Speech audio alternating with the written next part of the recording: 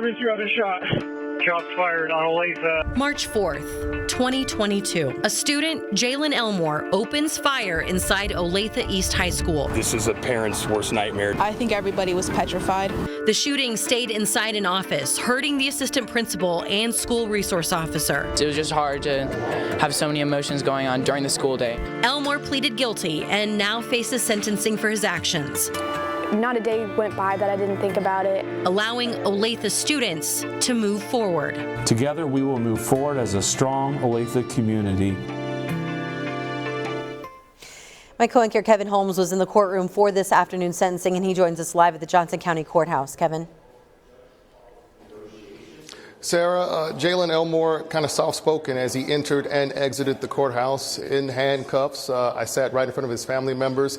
He waved to his family as he entered and exited. I even heard his family members say, "I love you," both times. He was sentenced to 240 months or 20 years. That is something that both the defense and the prosecutors agreed upon back in January, so it was kind of like a formality as we heard from both and several people as they delivered several statements before the judge confirmed the sentencing.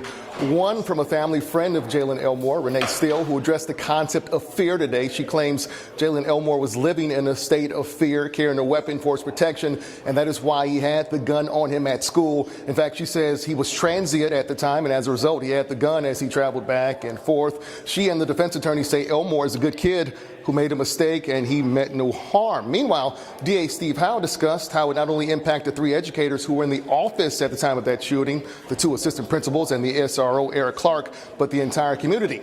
Howe says had it not been for the heroic actions of SRO Eric Clark, he believes Elmore would have shot anyone that got in between him and exiting the school that day 3 years ago. We also heard from Jaylon Elmore himself. He expressed regret, accepted responsibility. He even apologized to everyone involved, and he asked for forgiveness. Now, we caught up with DA Steve Howe afterwards, and we asked him if he had anything he would say to Jaylon Elmore's family. Well, it's unfortunate that that incident happened because it did change a lot of people's lives. And as I noted, it didn't just impact the 4 people that were in the room, but it also impacted the entire school and every kid and every employee that went through that trauma that day.